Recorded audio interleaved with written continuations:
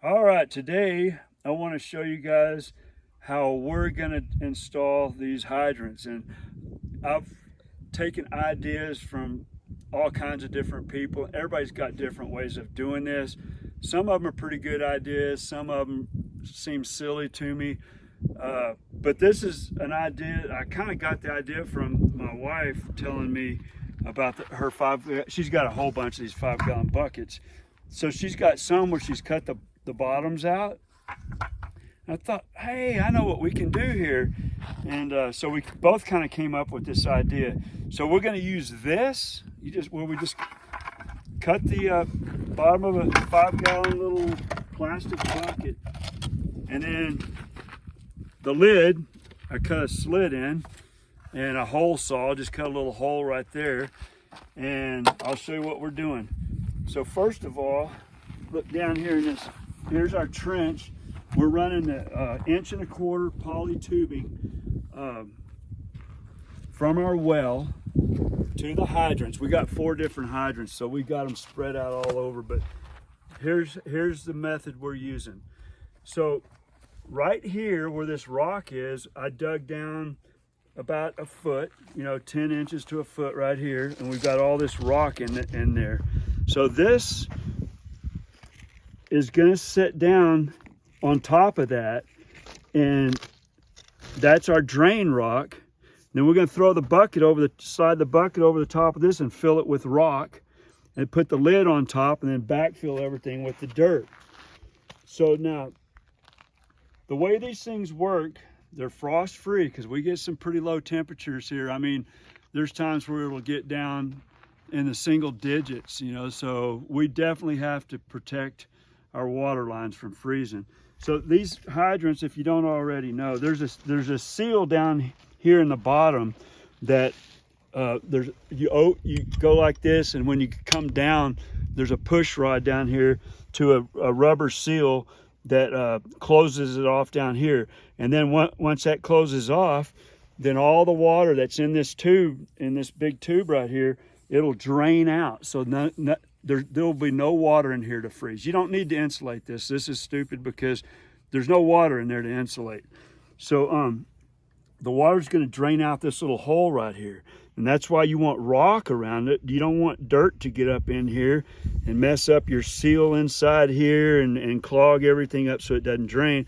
So that's what we're gonna do with the bucket. So we're gonna keep the dirt away from the drain rock with that. Put the lid on top so dirt doesn't just go right down into the drain rock. And then we're gonna put all the dirt on top and stabilize it really good. So that's what we're about to do.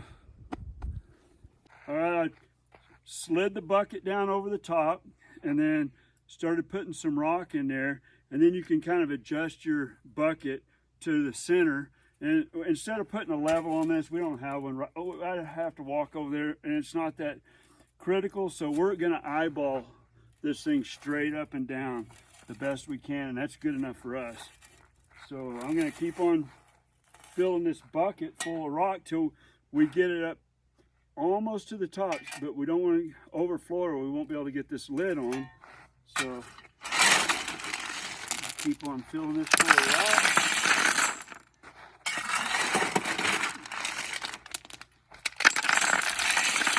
You could get rock smaller than this too. This is what we had, and it's actually really good for doing this. This should work good. And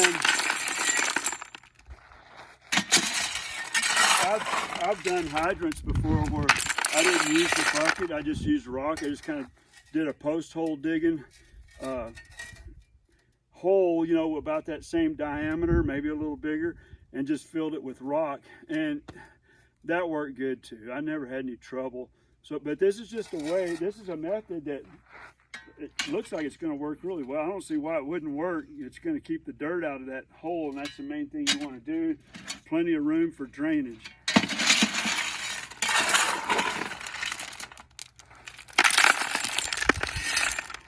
So that's probably about enough. And then we'll put the lid on and start our backfilling.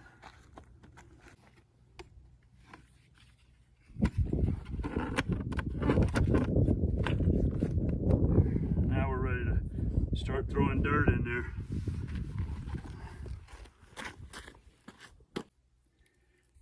All right, one of the things you want to make sure you do on those freezing nights and during the freezing temperatures and all is if you have a water hose connected to this, be sure and disconnect that, because if you don't, here's what's going to happen.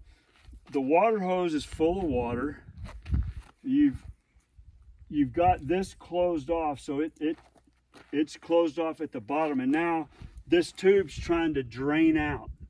And the only way this tube's going to drain out is for something to come in here. Well, if you got a water hose connected full of water, it's going to be, and if you got a valve at the other end of the water hose that's shut, everything's full of water. The water hose is full of water, this is full of water, all the way down is full of water, and then this thing's going to blow out, and then you're going to be mad because this thing's not doing what it's supposed to be doing, but it's your fault because you got to just understand how this works. So disconnect the water hose, and then when it gets closed off at the bottom and this tube's being drained out, air's coming through here, air's going down through here till all the water comes out, and then you don't have any water to freeze in there. So that's all you got to remember. Just figure out how the thing works, and once you figure out how it works, you don't have to try to remember anything because you've got it in your head. And it's super simple, you know. And here's an idea too that you can do is if you have a little manifold on here, you know, with all the different outlets, you could have your water hose connected here so that you don't have to disconnect the water hose or anything. Have your water hose here. You could like close this, drain your water hose out, you know, by opening up one of these over here to let air in. So you could play with one if you have several different openings. You know, you could open this up to let air come in and keep this all connected. And but it's just you know, you need to visualize it. It's common sense, but you got to visualize how the air's coming in and stuff, and that would keep you from undoing the water hose and hooking it back up. But either way is pretty easy.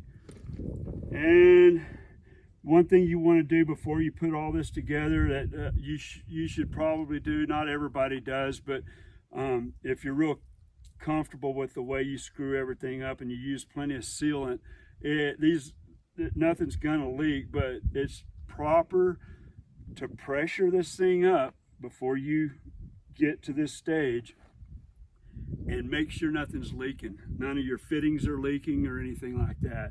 And then once you're sure that nothing's leaking, then go to this point right here to where you're ready to backfill. And that's about it, man. This is our last one to do, and I just thought I'd show everybody our idea with these buckets. It's a pretty cool idea, and I don't think we're going to have any trouble with this thing for forever. This thing here, we'll have trouble with this way before this drainage system's going to go out. And it should be fairly easy to dig up, and if we have to replace the whole thing, or if we just got to replace the rubber down at the bottom because that wears out, you just unscrew it right here, this, and pull this out, and the rubber will be down at the end. You replace that and stick everything back together and adjust it. There's an adjustment right here, and then you're back in business again. So that's about it for this video. Thanks everybody for watching. Be sure to like and subscribe, and be too stubborn to quit.